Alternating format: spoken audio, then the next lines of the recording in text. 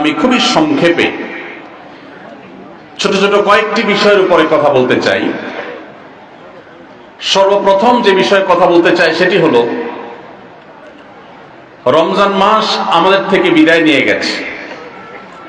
রমজান মাস বিদায়ের সাথে সাথে আমাদের সমাজের বহু মানুষ আছে যাদের ইবাদত বন্দেগীও বিদায় হয়ে গেছে।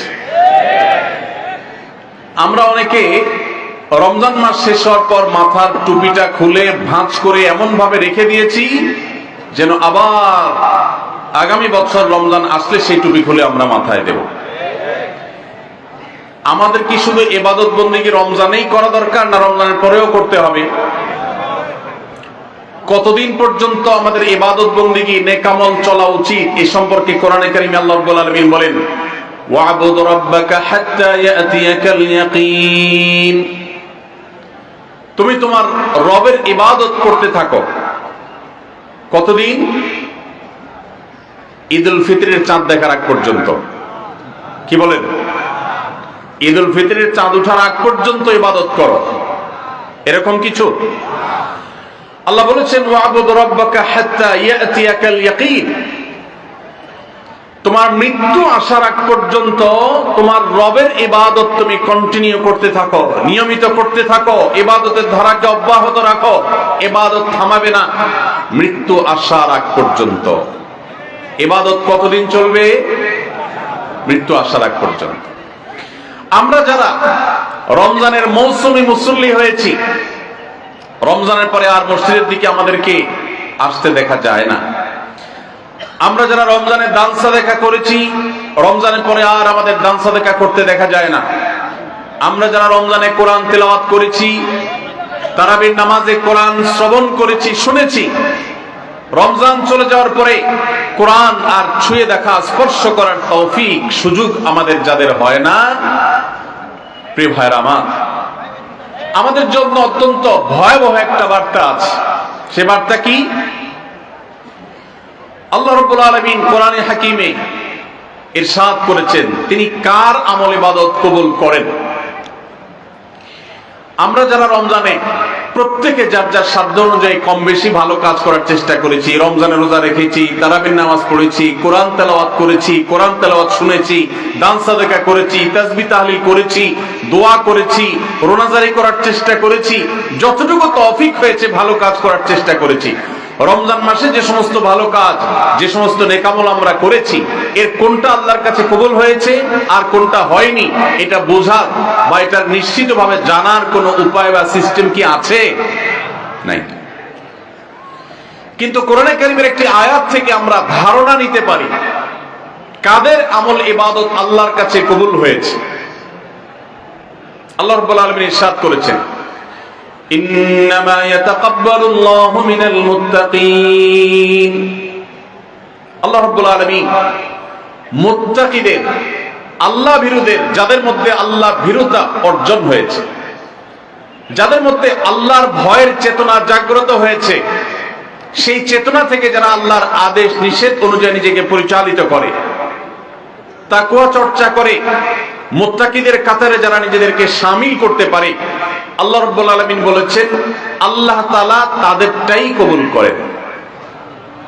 অতএব যদি রমজানের পরেও আপনার মসজিদের আনাগোনা, মসজিদের আসা যাওয়া বলবৎ থাকে, অব্যাহত থাকে, রমজানের পরেও যদি আপনার কোরআন খুলে তেলাওয়াত করার সুযোগ, সৌভাগ্য অর্জন হয়, রমজানের পরেও যদি আপনার মাঝে মধ্যে হলেও আল্লাহর কাছে দুহাত তুলে দোয়া করবার তৌফিক হয়, সুযোগ হয়, সামর্থ্য হয়, রমজানে অনেক বেশি দান সাদেকা করেছেন, রমজানের পরে এত বেশি পারেন না, অল্প হলেও দান সাদেকা করার চেষ্টা করেন, তাহলে আপনি আল্লাহর কাছে নিজেকে সেই সৌভাগ্যবান মানুষদের কাতারে শামিল বলে সুধারণা করতে পারেন যাদের রমজানের আমল ইবাদত আল্লাহ তাআলা কবুল করেছেন। আলহামদুলিল্লাহ।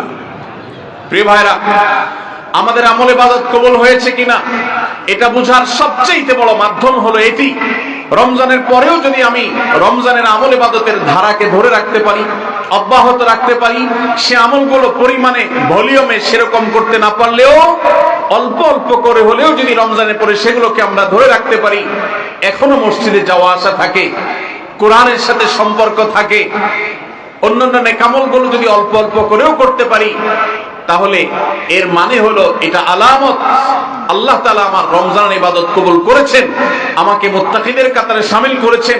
রমজানের পরে এখন গুনাহ করতে গিয়ে বুকটা কাঁপে। আল্লাহ দেখেন, যে আল্লাহর ভয়ে রমজানে হারাম থেকে বেঁচে থাকার চেষ্টা করেছি, সে আল্লাহর ভয় এখনো বেঁচে থাকার চেষ্টা করি। হয়তো ততটা পারি না, কিন্তু চেষ্টাটা করি। এটুকু যদি করতে পারি, তাহলে এটা একটা আলামত, এটা একটা ইন্ডিকেটর যে আল্লাহ তাআলা আমাদের রমজানের আমল ইবাদত কবুল করেছেন। আল্লাহ আমাদের সবাইকে সেরকম সৌভাগ্যবান মানুষের কাতারে শামিল হওয়ার তৌফিক দান করুন। সম্মানিত ভাইরা, নবী করিম সাল্লাল্লাহু আলাইহি সাল্লাম বলেছেন, আহাব্বুল আমালি ইলাল্লাহি আদওয়ামুহা ওয়া ইন কাল। আল্লাহর কাছে সবচেয়ে প্রিয় আমল, আল্লাহর কাছে সবচেয়ে পছন্দনীয় কাজ, সবচেয়ে আল্লাহর ভালোবাসার কাজ বান্দার, সেই কাজ, যেই ভালো কাজ, যেই ইবাদত, যে আমল বান্দা নিয়মিত করে, পরিমাণে সেটা অল্প হলেও হোক, পরিমাণে অল্প কিন্তু করে নিয়মিত, আল্লাহর কাছে আমলটা বেশি প্রিয় সেই আমলের তুলনায় যে আমল একসাথে অনেক করা হয় কিন্তু পরে আর করার কোনো খবর নেই।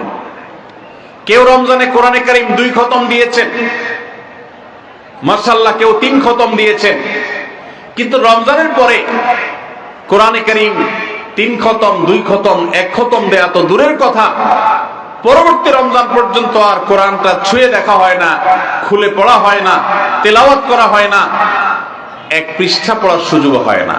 তাহলে এই 3 খতম 2 খতমের চাইতে রমজানে কেউ যদি 1 খতম কোরআন দেন, অথবা তার চেয়ে কমও কোরআন তেলাওয়াত করেন, কিন্তু রমজানের পরে সেই কোরআন দিনে হয়তো 2-5 পারা পড়তে পারেন না, কিন্তু 1 পৃষ্ঠা হইলেও পড়েন, 2 পৃষ্ঠা হইলেও পড়েন, তার দৈনন্দিন রুটিনের মধ্যে কোরআন তেলাওয়াত থাকেই থাকে। আল্লাহর কাছে ওই 3 খতম দেওয়া কোরআন তেলাওয়াতকারীর চাইতে মাত্র 10 পারা কোরআন তেলাওয়াত করেছেন যিনি রমজানে, কিন্তু রমজানের পরেও সেটাকে ধরে রেখেছেন, পরিমাণে অল্প হলেও আল্লাহর কাছে এই দ্বিতীয় ব্যক্তি অনেক বেশি শ্রেয় এবং প্রিয়। প্রিয় ভাইরা আমার, রমজানে আপনি অনেক দান দক্ষিণা করলেন, রমজানের পরে আর খবর নাই, আল্লাহর কাছে এটার চাইতে বেশি প্রিয় রমজানে তৌফিক অনুযায়ী দান সাদেকা করেছেন, রমজানের পরেও আপনি দান সাদেকা অল্প অল্প হলেও ধরে রাখার চেষ্টা করেছেন। আল্লাহ আমাদের সবাইকে রমজানে যে সমস্ত নেকামলগুলো আমরা করতে পেরেছি, রমজান শেষ হওয়ার সাথে সাথে সেগুলো বন্ধ না করে বরং সেই আমলের ধারাবাহিকতাকে আল্লাহ আমাদেরকে ধরে রাখার তৌফিক দান করুন। ভাইরা আমার, আমরা কি রমজান মাসকে পুজো করেছি নাকি আল্লাহর ইবাদত করেছি? ইবাদত কি আল্লাহকে করেছেন না রমজান মাসকে করেছেন? আল্লাহকে করেছেন। যদি রমজান মাসকে কেউ ইবাদত করে, রমজান মাসকে যদি কেউ পুজো করে, তাহলে তার এখন আর ইবাদত করার দরকার নাই, কারণ রমজান শেষ হয়ে গেছে। আর যদি কেউ ইবাদত করে আল্লাহকে, তাহলে যে আল্লাহ রমজানে ইবাদতের নির্দেশ দিয়েছেন, সে আল্লাহর নির্দেশ রমজানের পরেও ইবাদতের জন্য আছে না নাই? আল্লাহ বলেছেন, ওয়াবুদ রাব্বাকা হাত্তা ইয়াতিয়াকাল ইয়াকিন। তোমার রবের ইবাদত শুধু রমজানে নয়, রমজান ইবাদতের মৌসুম হিসাবে ইবাদত বেশি হতে পারে, কিন্তু রমজানের ইবাদতের ধারা মৃত্যু আসার আগ পর্যন্ত তোমাকে ধরে রাখতে হবে, তবেই আল্লাহর কাছে সাকসেস হওয়া যাবে, তবেই আল্লাহর কাছে সফল হওয়া যাবে, সার্থক হওয়া যাবে। আমাদের এই জীবন সাধনা, আমাদের তাকওয়ার সাধনা, আমাদের সিয়াম সাধনা, আমাদের রমজানের ইবাদত বন্দেগী আল্লাহর কাছে কবুল হবে। আল্লাহ আমাদের সবাইকে রমজানের আমলগুলোকে রমজানের পরেও পরিমাণে অল্প অল্প হলেও ধরে রাখার তৌফিক দান করুন। সবাই চেষ্টা করবো তো ইনশাআল্লাহ। প্রিয় ভাইরা আমার, রমজানের যদি অন্য কোনো কিছু আপনি রমজান পরবর্তী সময়ে ধরে রাখতে নাও পারেন, আমি 4টি বিষয়ের কথা বলবো যেগুলো রমজানে হয়তো কম বেশি আপনি করেছেন আল্লাহর তৌফিকে।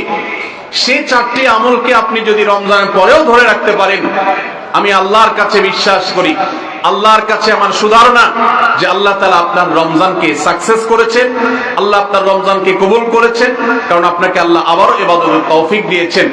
আর সেই 4টি কাজের প্রথম কাজ হলো, আমরা অনেকেই আলহামদুলিল্লাহ সারা বছর নামাজ নিয়ে অবহেলা কম বেশি করলেও রমজান মাসের সম্মানে, তাকওয়ার মাস হিসাবে, কোরআন নাজিলের মাস হিসাবে, শ্রেষ্ঠ মাস হিসাবে, ইবাদতের মৌসুম হিসাবে রমজানে অনেকেই পুরুষরা 5 ওয়াক্ত নামাজ মসজিদে গিয়ে পড়ার চেষ্টাটা করেছে। মা বোনরা ওয়াক্ত হওয়ার পর দেরি না করে তারা নিজ নিজ অবস্থানে নামাজটা আদায় করার চেষ্টা করেছে। রমজানের পরে এই 5 ওয়াক্ত নামাজ যেটা রমজান মাসে আপনি সঠিকভাবে করেছেন, এই নামাজটা যদি আপনি ধরে রাখেন, 5 ওয়াক্ত নামাজ কি শুধু রমজানের ইবাদত না রমজানের পরের ইবাদত? কি বলেন? 5 ওয়াক্ত নামাজ কি শুধু রমজানের ইবাদত? রমজানের পরেও ইবাদত, পালনীয়। অতএব 5 ওয়াক্ত নামাজ যদি আপনি রমজানের পরে ধরে রাখতে পারেন, আপনার জান জীবন যেতে পারে, অনেক লস হয়ে যেতে পারে, কিন্তু ওয়াক্ত চলে যাবে আর আপনি নামাজ পড়বেন না। ইমানদারের দ্বারা এটা কল্পনা করা যায় না, কোন মুসলমানের জন্য এটা কল্পনা করা যায় না যে তিনি নামাজের ওয়াক্ত চলে যাবেন আর অবলীলায় তিনি অন্য কোনো কাজে ব্যস্ত থাকবেন, অসম্ভব। এর সাথে ইমানের সাংঘর্ষিকতা এই লেভেলের যে ওমর ইবনুল খাত্তাব রাদিয়াল্লাহু তাআলা বলেছেন, লা হাজ্জা ফিল ইসলাম লিমান তারাকাস সালাহ।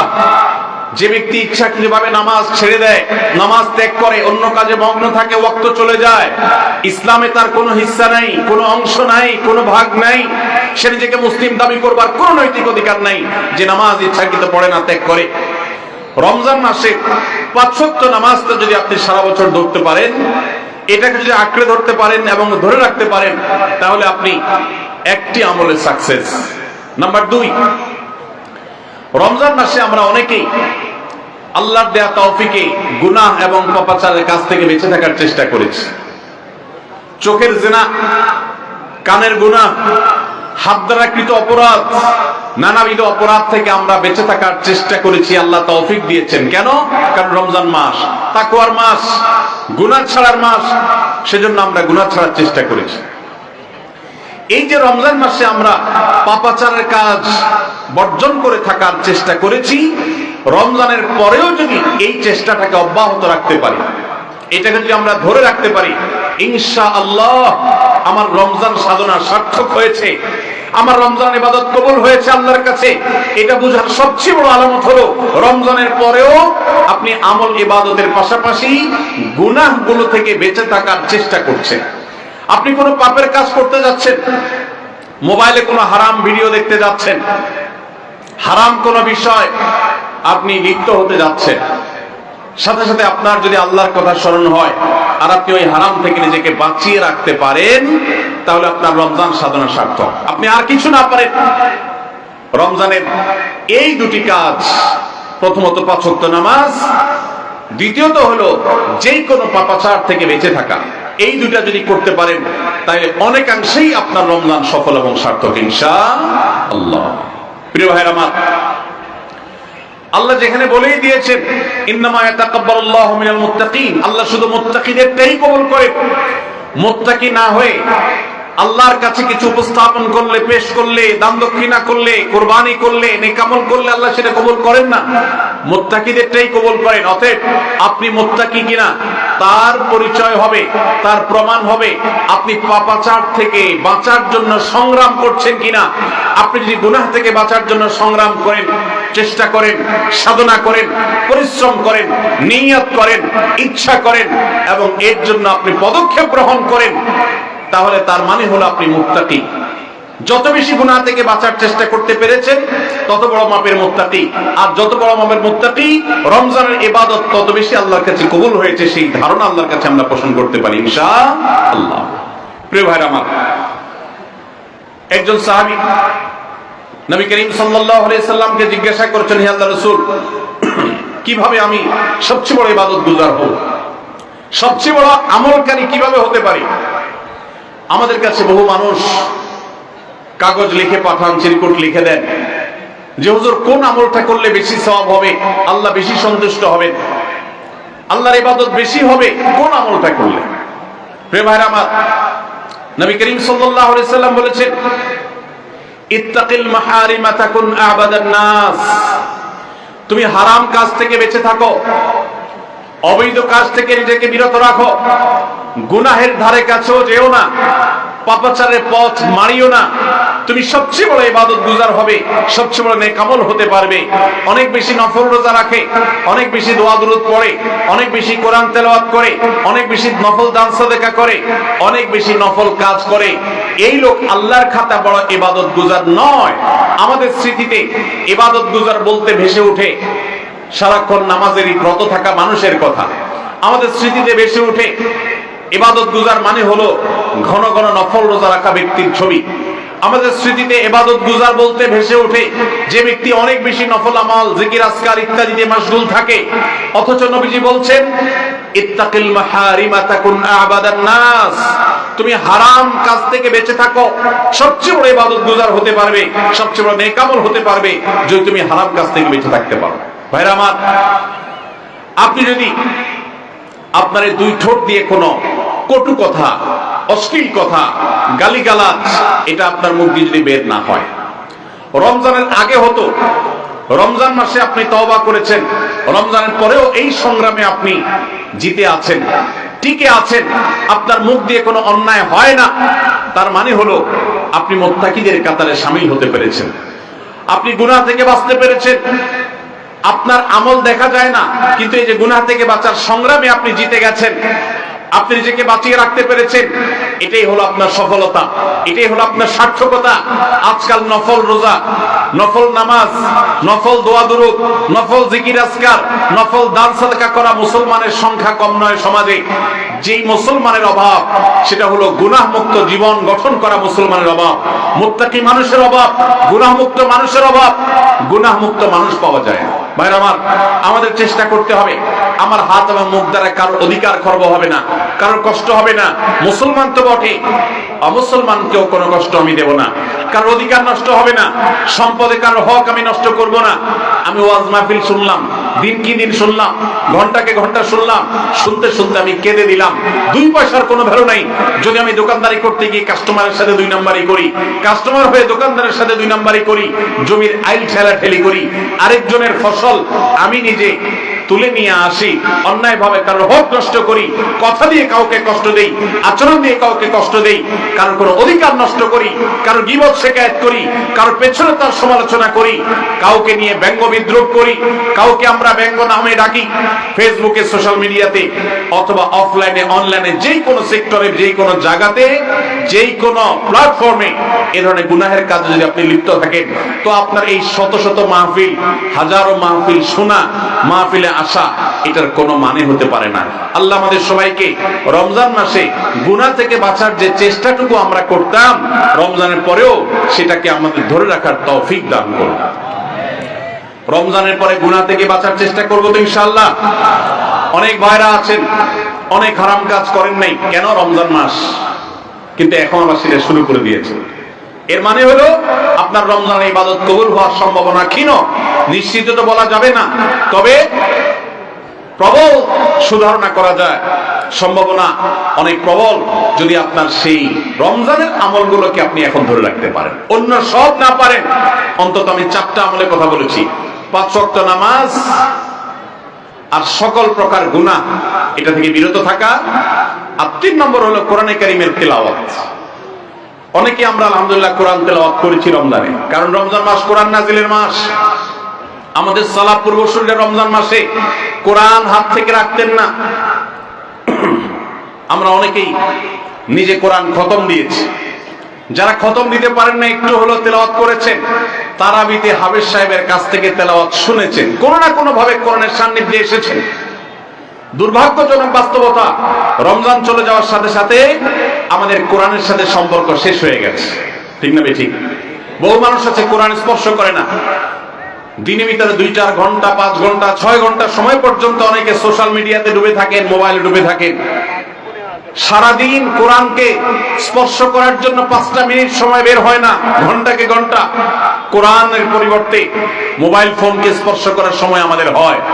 মনে রাখবেন, আপনার রমজানের আমল ইবাদত সার্থক হবে, সফল হবে, কবুল হওয়ার সম্ভাবনা জোরালো হবে যদি রমজানে যে কোরআন আপনি প্রতিদিন 2-4 পারা তেলাওয়াত করেছেন, এখন 2-4 পারা না পারেন 2-4 পৃষ্ঠা হলেও পড়েন, কিন্তু আপনার দিনের একটা সময় অবশ্যই বরাদ্দ থাকা উচিত কোরআনের জন্য।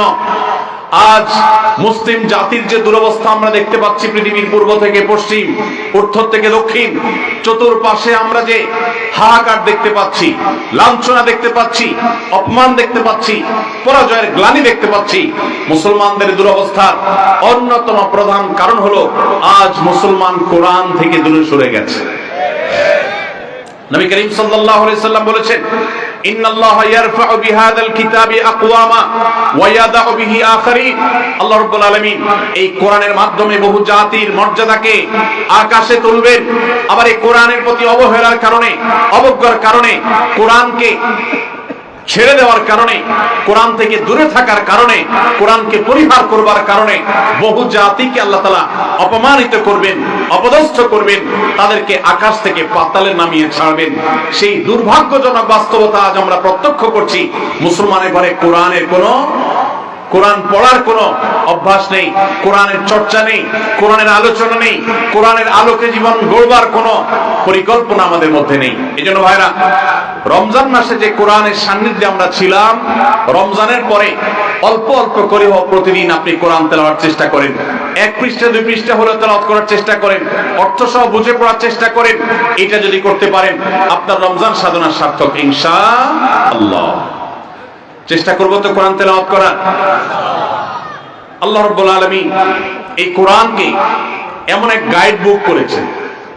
কোরআনের সবচেয়ে বড় মিরাকল হলো, কোরআনকে যে যত বেশি আঁকড়ে ধরতে পারবে, দুনিয়াতে আল্লাহ তাআলা তাকে তত বেশি সম্মানিত করবেন। ইসলামের ইতিহাসের সোনালী যুগের যারা স্বর্ণ মানব ছিলেন, সেই খুলাফায়ে রাশেদা, তাদের পরবর্তী যুগের যে সোনালী ইতিহাস ছিল, যখন বিশ্ব মুসলমানের পদতলে ছিল, মুসলমান যখন বিশ্বের সুপার পাওয়ার ছিল, গোটা বিশ্বে মানবতা তার সর্বোচ্চ শিখরে যখন আসীন হতে পেরেছে, মানবতা সবচেয়ে বেশি যখন প্রতিষ্ঠিত হয়েছে, যখন মুসলিম নয় শুধু অমুসলিমরাও সবচেয়ে সুখে শান্তিতে পৃথিবীতে বসবাস করতে পেরেছে, কারণ অধিকার খর্ব করা হয় নাই, অধিকার আদায়ের মতো আজকের পৃথিবীতে যে নাটক চলমান আছে, সেই নাটক তখন হয়নি।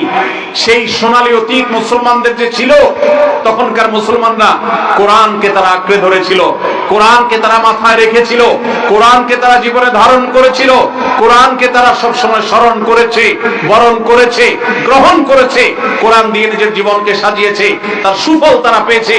আজ কোরআন আমাদের কাছে অবহেলিত, কোরআন আমাদের কাছে আজ সবচেয়ে বেশি পরিত্যক্ত। যেই গ্রন্থ বছরে আমরা রমজান মাস ছাড়া অনেকে উল্টায় দেখি না, পাঠ করি না। মোবাইলে আমার বহু অ্যাপ আছে, সাথে কোরআনের অ্যাপও আছে। আমি সোশ্যাল মিডিয়ার অ্যাপগুলো দিনের ভিতরে 50, 60, 70, 80, 100 বার ওপেন করলেও কোরআনের অ্যাপটা দিনে একবার ওপেন করা হয় না। কোরআনের জন্য কোনো সময় আমার বরাদ্দ নাই। আমাদের বাসা বাড়িতে অনেক কিছু চলে, কোরআন তেলাওয়াত চলে না। বহু কিছু নিয়ে আড্ডা হয়, কোরআন নিয়ে পাঠচক্র হয় না, গ্রুপ ডিসকাশন হয় না, আলোচনা পর্যালোচনা হয় না। এইরকম পরিবার আজ ঘরে ঘরে, প্রত্যেকটা জায়গায় জায়গায়। আর এই কারণে আজ আমাদের দুরবস্থা আমরা দেখতে পাচ্ছি পৃথিবীর চতুর্প্রান্তে রয়েছে। আল্লাহ তাআলা আমাদের সবাইকে কোরআনকে সারা জীবনের জন্য আমাদের সাথী করার তৌফিক দান করুন। কোরআন নিয়মিত পড়বেন তো ইনশাআল্লাহ? প্রতিদিন পড়বেন তো ইনশাআল্লাহ? আল্লাহ আমাদের সবাইকে প্রতিদিন কোরআন তেলাওয়াতের তৌফিক দান করুন, কোরআন বুঝে পড়ার তৌফিক দান করুন, কোরআনের আলো থেকে আলো গ্রহণ করবার তৌফিক দান করুন, সমাজ এবং রাষ্ট্রকে কোরআন দিয়ে সাজাবার তৌফিক দান করুন। বলুন আমিন। নাম্বার 4, শেষ পয়েন্ট। রমজান উপলক্ষে আমরা অনেকেই ভোর রাতে সাহরি খেতে উঠে আল্লাহর কাছে কম বেশি দোয়া করার চেষ্টা করেছি, 2-4 রাকাত তাহাজ্জুদ নামাজ পড়ার চেষ্টা করেছি, ঠিক না ঠিক? ইফতার সামনে নিয়ে অনেকে দোয়া করেছেন। রমজান মাসে রোজাদারের দোয়া কবুল হয় দিনের বেলা, অনেকে দোয়া করেছেন। রমজান শেষ, তাহাজ্জুদ পড়া তো ভোর রাতে উঠে দূরের কথা, অনেকের ফজর নামাজ পড়াটাই কঠিন হয়ে গেছে, ঠিক না ঠিক? আজ রমজানের পরে রমজানের সেই আমলের ধারাবাহিকতা, অর্থাৎ ভোর রাতে তাহাজ্জুদের নামাজ পড়ার যদি কেউ অভ্যাস ধরে রাখতে পারেন, এটা হবে সবচেয়ে বড় অর্জন। এটা যদি না পারেন, অন্তত ফজরের নামাজ, 5 ওয়াক্ত নামাজ তো পড়বেনই, ফজর নামাজ স্পেশালি জামাত যাতে কোনোভাবে মিস না হয়। আর দিন এবং রাত 24 ঘন্টার কোন একটা সময় আল্লাহর কাছে দুহাত তুলে দোয়া করার অভ্যাস গড়ে তুলবেন। চেষ্টা করবেন তো ইনশাআল্লাহ? কয়েকটা সময়ের দোয়া আল্লাহর কাছে করলে সেটা বিফলে যায় না। এর ভিতরে একটা হলো ভোর রাতের দোয়া, আরেকটা হলো 5 ওয়াক্ত নামাজের পরের দোয়া, আরেকটা দোয়া কবুলের সময় আছে শুক্রবারে। কোন সময় হাদিসে এটা ফিক্স করা হয়নি, তবে হাদিস বিশ্লেষকগণ অনেকেই বলেছেন সেই সময়টা হলো জুমার দিন আসরের পরের সময়। জুমার দিন আসরের পরে সূর্য ডুবার আগ পর্যন্ত আল্লাহর কাছে যদি দোয়ায় মাশগুল থাকেন, বাসা বাড়িতে আছেন, কর্মস্থলে আছেন, রাস্তাঘাটে আছেন, যেখানে যে অবস্থায় আছেন, জুমার দিন শুক্রবার বাদ আসর সূর্য ডুবার আগ পর্যন্ত দোয়া কবুলের মোক্ষম একটা সময়, অসাধ্য সাধন করবার সময়, একেবারে অসম্ভবকে সম্ভব করার সময়, আল্লাহর কাছ থেকে সবকিছু নিজের করার সময়। এই জন্য এই সময়গুলো আমরা মিস করবো না। তো রমজান মাসে দোয়ার অভ্যাসটা যদি রমজানের পরে আপনি ধরে রাখতে পারেন, ব্যাস এনাফ। 5 ওয়াক্ত নামাজ, সকল প্রকার হারাম পাপাচার বর্জন, কোরআনে কারীমের তেলাওয়াত অল্প অল্প করে হলেও প্রতিদিন একটা সময় ফিক্স করে যে এই সময় কোরআন তেলাওয়াত ছাড়া কিছু করব না। ঘুম থেকে উঠে প্রথম কাজ হবে ওযু করে আমি কোরআন তেলাওয়াত করব, ফজর নামাজের পরে একটু পড়ব। আর 4 নম্বর হলো দিন এবং রাতের কোন একটা সময় আল্লাহর কাছে দোয়া করার অভ্যাস করব। অনেক লোক আছি আমরা যে 24 ঘন্টার ভিতরে সপ্তাহে সপ্তাহ, মাসকে মাস চলে যায়। অনেক নিয়মিত নামাজি মানুষ আছেন, অনেক দাড়িওয়ালা মানুষ আছেন, এমনকি অনেক মাদ্রাসার ছাত্র, এমনকি আলেমও আছেন। মাসকে মাস চলে যায়, আল্লাহর কাছে হাত তুলে একটু চোখের পানি ফেলে শেষ কবে দোয়া করেছি বলতে পারবো না। এর চাইতে বড় হতভাগা আর কেউ হতে পারে না। এই জন্য রমজান মাসে দোয়ার আমলটা, রমজানে হয়তো আপনি দিনে 4 বার 5 বার করেছেন, রমজানের পরে একবার করেন। রমজানে হয়তো 10 মিনিট 15 মিনিট 20 মিনিট ধরে দোয়া করেছেন, রমজানের পরে অন্তত 2 মিনিট ধরে দোয়া করেন।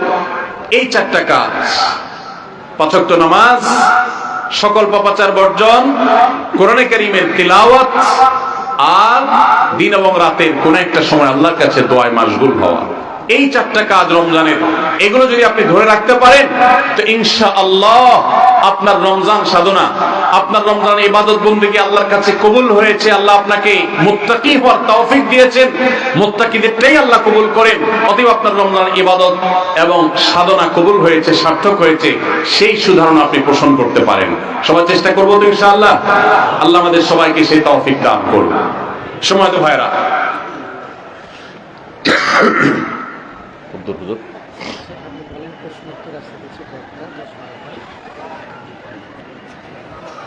জি ভাই, রমজান মাসে আমল এবং ইবাদত, আবার রমজান আসবে, সেজন্য তোলা না রেখে এখনো, অর্থাৎ রমজান পরবর্তী সময় আমরা করার চেষ্টা করব ইনশাআল্লাহ। এটাই হলো পুরো আলোচনার সামারি।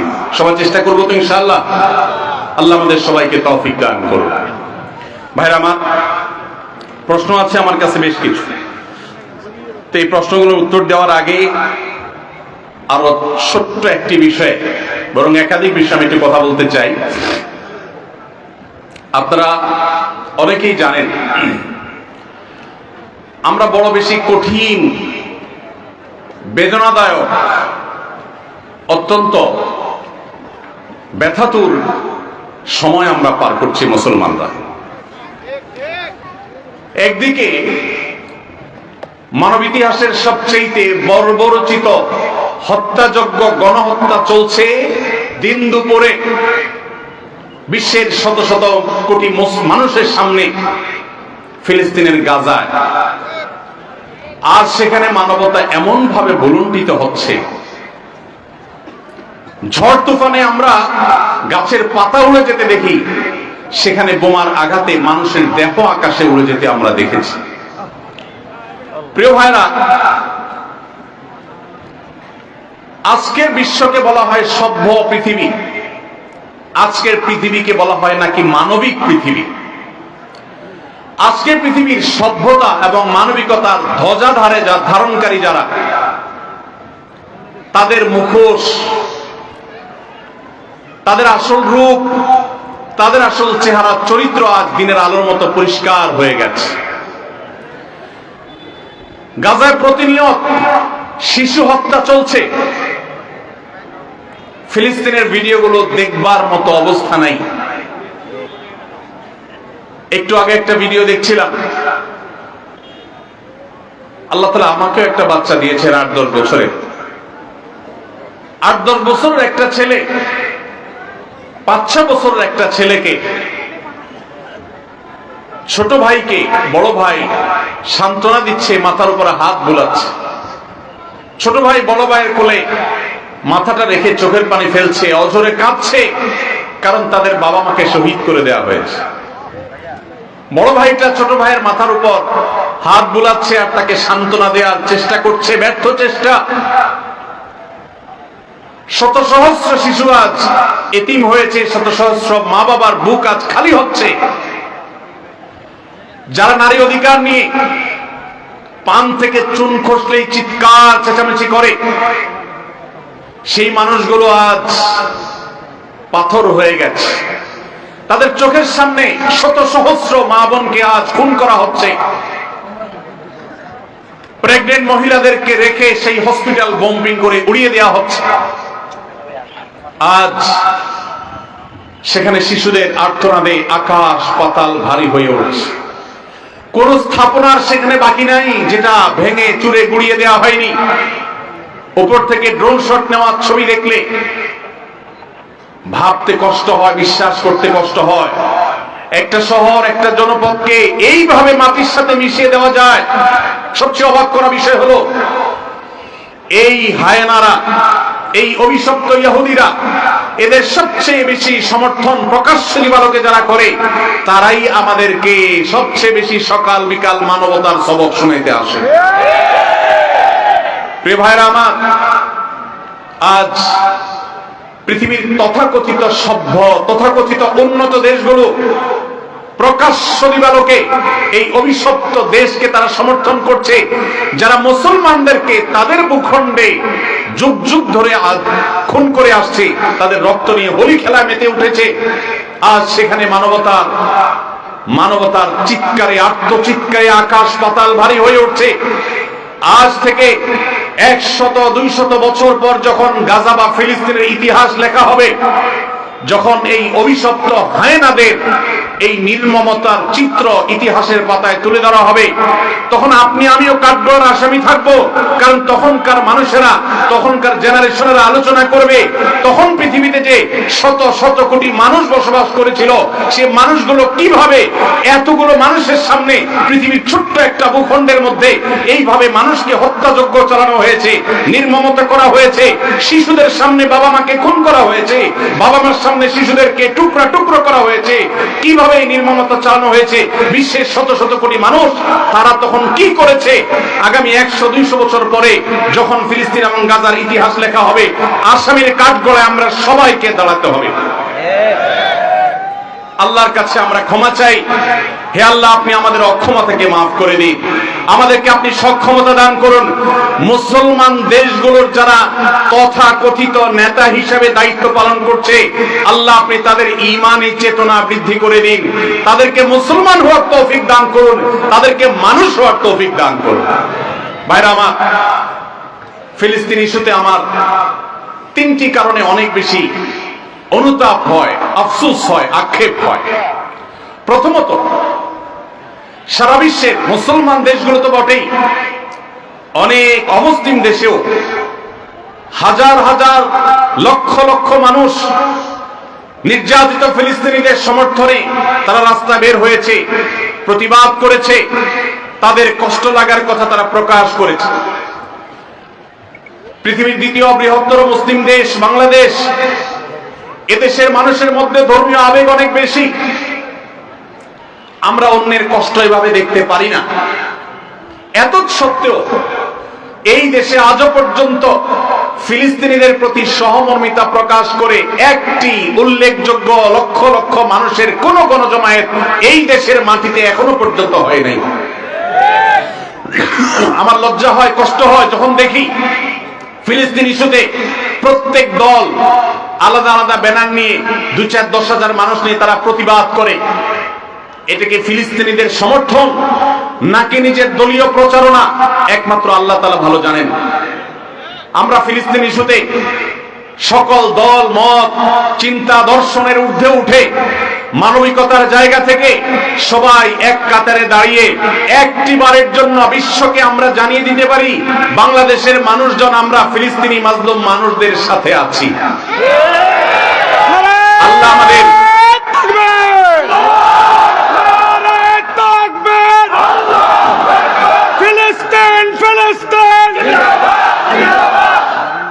আল্লাহ রাব্বুল আলামিন আমাদের মুসলিম নেতৃবৃন্দকে সেই সুবোধ দান করুন, তারা যেন এদেশের সকল মতের, সকল চিন্তার, সকল পথের, সকল আদর্শের, সকল দলের মানুষদেরকে, এমনকি আমাদের যে সমস্ত অমুসলিম ভাইরা আছেন তাদেরকেও এই মানবিক ইস্যুতে এক কাতারে দাঁড় করিয়ে লক্ষ লক্ষ বাংলাদেশের মানুষ ফিলিস্তিনি পতাকা হাতে নিয়ে তারা ফিলিস্তিনের প্রতি সহমর্মিতা প্রকাশ করবে, জানাবে।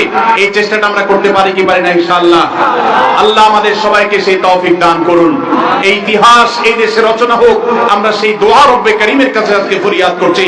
আল্লাহ আমাদের এই একটা মিছিল, একটা প্রতিবাদ, একটা বার্তা বিশ্ব মিডিয়াকে দেওয়ার মতো কাজ এখনো পর্যন্ত এই ভূখণ্ড থেকে আমরা করতে পারি নাই।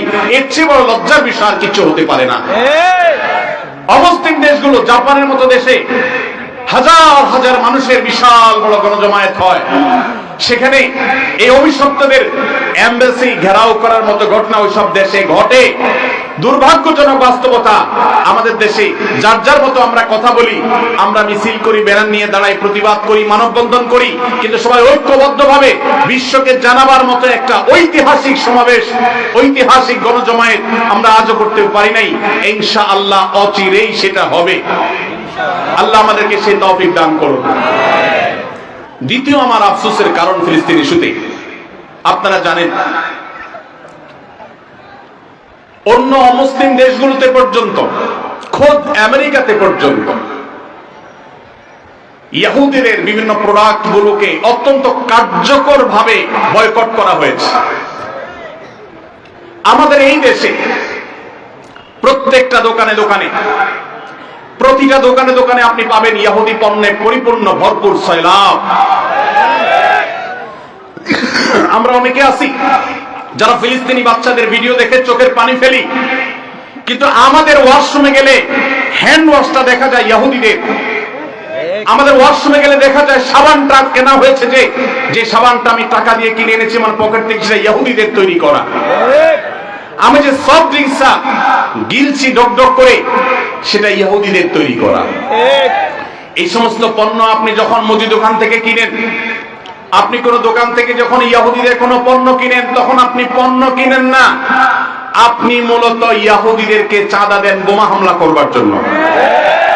আপনি যেটাকে টাকা দিয়ে সম্পদ কেনা, মাল কেনা মনে করছেন, এটা মাল কেনা নয়, এটা অভিশপ্তদের বোমাবাজিতে সাহায্য করা। লজ্জার বিষয়, কার্যকর ভাবে বাংলাদেশে এখনো পর্যন্ত ফিলিস্তিন ইস্যুতে আমরা একটা বয়কট কার্যকর ভাবে করতে পারি নাই।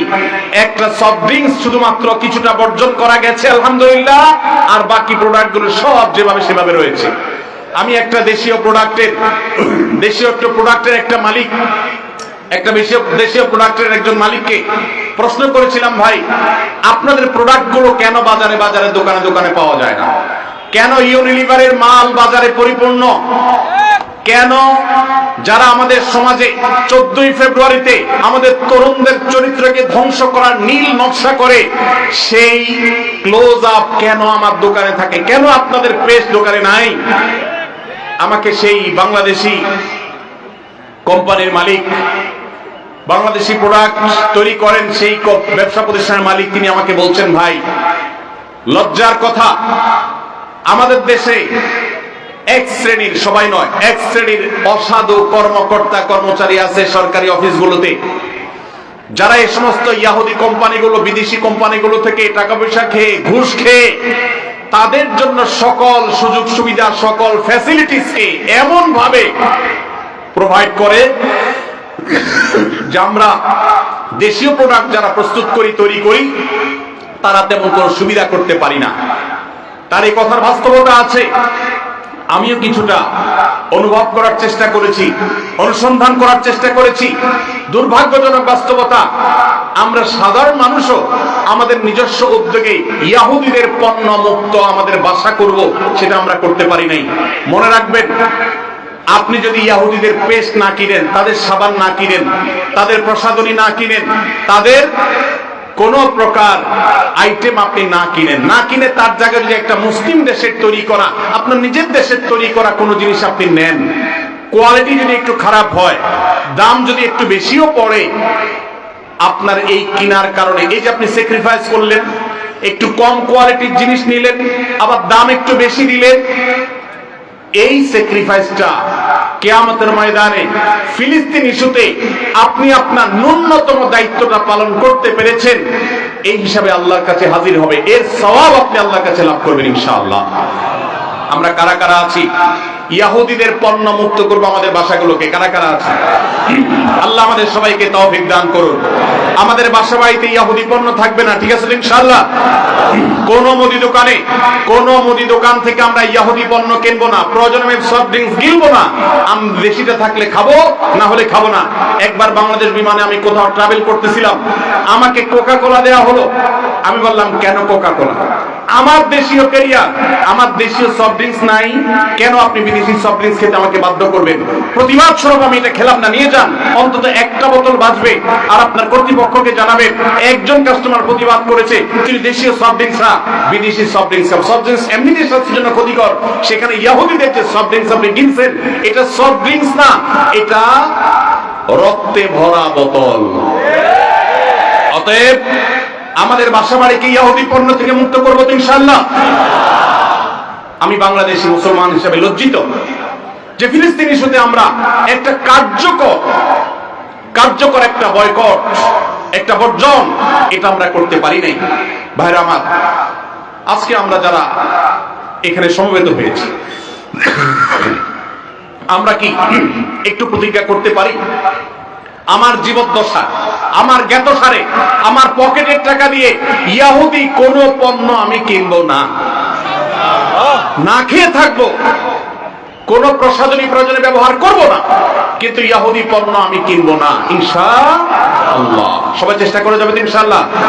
দোকানদার ভাইদেরকে উদ্বুদ্ধ করবেন যে আপনি ইহুদি পণ্য বিক্রি করেন না, ঘোষণা দেন এবং তার জন্য ফেস্টুন টানায় দেন।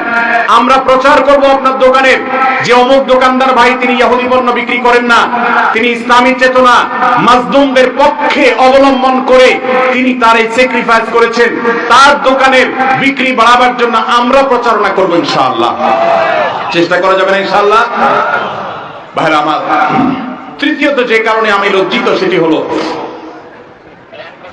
ইহুদিদের এই অভিশপ্ত হায়নাদের, যারা মানবতাকে কুরে কুরে খাচ্ছে যুগ যুগ ধরে ফিলিস্তিনের মাটিতে, ছোট বাচ্চাদের রক্তে যাদের হাত রঙিন হয়ে আছে যুগ যুগ ধরে, তাদের যে সমস্ত ধ্বজাধারী আছে, তাদের যে সমস্ত দালাল আছে, বাংলাদেশে মাথা গুনলে সংখ্যা বলা যাবে এত স্বল্প সংখ্যক দালাল আছে। এই কট্টর সেকুলার বামপন্থী কিছু দালাল, মুসলিম বিদ্বেষী কিছু দালাল, যারা ইহুদিদের দালাল, এই মুসলমানদের ভূখণ্ডে, ধর্মপ্রাণ মানুষের ভূখণ্ডে তাদের গলা যখন উঁচু দেখি তখন আমার লজ্জা হয়। আমরা এই দালালদের উঁচু কণ্ঠ যদি এদেশে শুনি তাহলে এর চেয়ে বড় লজ্জার বিষয় আর কিছু হতে পারে না। মানব ইতিহাসের সবচেয়ে বড় হত্যাযজ্ঞ চালানো সময়ের সবচেয়ে বড় হায়না এই ইহুদিদের সমর্থন যারা করে তারা মানুষরূপী পশু ছাড়া কিছু হতে পারে না। অথচ এই মানুষগুলোই আজ আমাদের সবকিছু ঠিক করে দেয়, তারাই আপনার নীতি নির্ধারণের ভূমিকায় তারা অবতীর্ণ হয়, তারাই আপনার আইন ঠিক করে দেয়, তারাই আপনার নীতি নির্ধারণ করে দেয়, তারা আপনার সবকিছু বলে দেয়। জাতি হিসাবে আমাদের জন্য এর চেয়ে বড় লজ্জার বিষয় আর কিছু হতে পারে না। ভাইরা আমার, অতএব আসুন ফিলিস্তিন ইস্যুতে আমরা আল্লাহর কাছে চোখে পানি ফেলার পাশাপাশি সর্বশক্তি দিয়ে যৌক্তিক এবং যথাযথ প্রতিবাদ আমরা প্রত্যেকটা মানুষ যার যার জায়গা থেকে অব্যাহত রাখি এবং আল্লাহর কাছে একটা ফরিয়াদ করি, ও আরশ আজিমের মালিক, রোমের কলোসিয়ামের গ্যালারিতে বসে যেরকম তখনকার পশুরা মানুষের নির্মম ভাবে মৃত্যুবরণ করা দেখতো, দেখে তারা উৎসাহ করত, উদ্দীপনা করত, ফুর্তি করত, আজ ফিলিস্তিনের ছোট্ট একটা ভূখণ্ডের চারপাশে শত শত কোটি মানুষ মানবতার মুখোশ ধারণ করে আছে, মানবাধিকারের সবক সকাল বিকাল যারা মুখে শোনায়, মুখে বলে জিগির তোলে, সেই মানুষগুলো আজ ওই কলোসিয়ামের গ্যালারিতে বসে যেরকম নির্মম ভাবে মানুষ হত্যার আনন্দে উৎসব করত, আজ গোটা বিশ্ব সেরকম উৎসবে মত্ত হয়ে আছে। আল্লাহ এই জুলুমের শেষ পরিণতি আমাদেরকে দেখে যাওয়ার তৌফিক দিও। আমিন। এই জীবদ্দশায় যেন আমরা এই জুলুমের শেষ দেখে যেতে পারি, আল্লাহ আমাদের সবাইকে সেই তৌফিক দান করুন। ভাইরা আমার, আমরা সবাই যার যার দায়িত্বটা পালন করবো তো ইনশাআল্লাহ। আল্লাহ আমাদেরকে সেই তৌফিক দান করুন।